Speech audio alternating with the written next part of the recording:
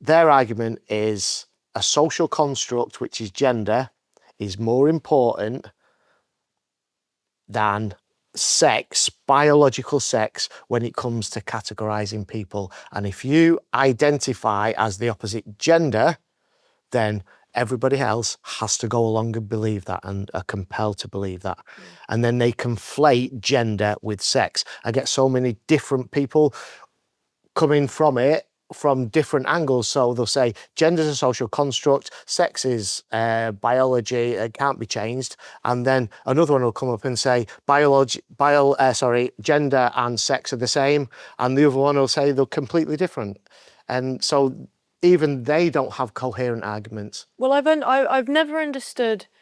One thing that always, I'll admit, it irks me a little bit is this non-binary stuff, because I've heard people say like, oh, I'm transgender non-binary, and then in the next sentence say, well, okay, well, what's non-binary? Oh, it means I'm not either. Okay, so how can you be non-binary if you're neither, and also trans? What are you transitioning from or to if you're neither or somehow both? I don't understand it. Non-binary is just me. Look at me. I'm different. The people that maybe haven't got any outstanding qualities to their personality and they'll get overlooked, but all of a sudden, if they identify as non-binary, everybody go, oh, tell me about you. Well, it has to so be, they want to know about them. I think it's this victim mentality. And you know what? I think largely social media is to blame. I mean, even when I remember when I was in high school, the thing at the time was like there was girls everywhere pretending that they were self-harming to get attention. Yeah. I mean, even my friend did it, and I remember like asking her, I was like, okay, well, why can't I see anything? She was like, oh, I did it with a needle, so it didn't scar. I was like, come on, like that's a bit. And all through high school, like that's what the girls were doing.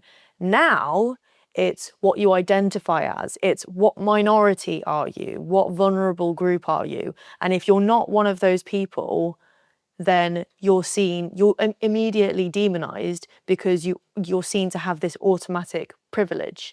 Like if I haven't got a million piercings, identifying as the opposite sex, or at least a lesbian or an ethnic minority, I'm seen as privileged. Yes. I can assure everyone I'm not. And this is, do you think it comes it's from absolutely this that, victim and it comes from postmodernist theory and critical theory. I think critical theory is about this hierarchy, isn't it? And society's ordered by hierarchical groups with privilege. So, I would be at the top, according to the theory, I would be at the top of this group because I'm a straight white male. Yeah. Okay. Straight white female. Okay. You're around the top of that hierarchical group. Okay, so if you can automatically identify as a marginalized group, i.e. trans, then okay, people are gonna, pity you and give you attention. And that's what it's all about. And I don't understand it because I mean it's like when was the last time in recent decades where straight white men have had the upper hand? I mean, if anything, the last couple of decades has shown us where kind of radical feminism has got us.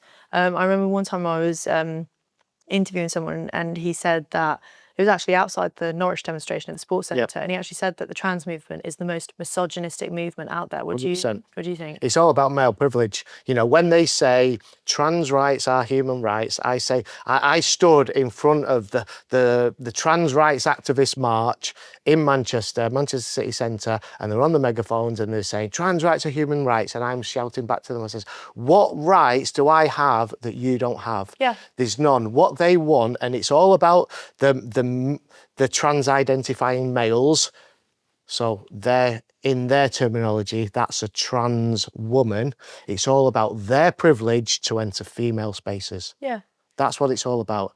Yeah, and it used to be because it used to be like radical feminism was, it used to be supposed to be about protecting women. Yeah. And now it's gone completely the opposite, and somehow it's still under the guise of feminism.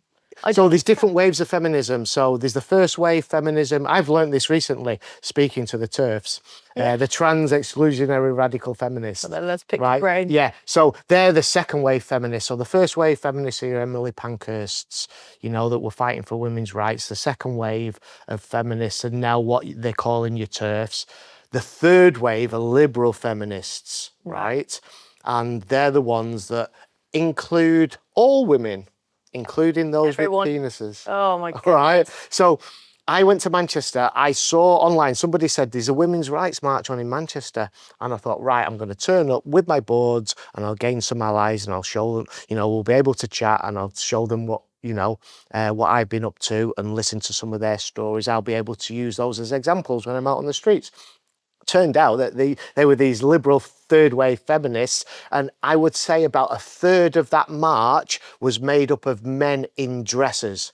So they were there, marched through Manchester. So I had my sign on and it said, keep men out of women's sports. I'm walking at the front of a women's rights march with my board which said, keep men out of women's sports. And there were women that were trying to get in front of me and push me out of the way. They were covering me in flags. Wow. Right? And there were also men in dresses that were pushing me, standing on my heels, trying to trip me up.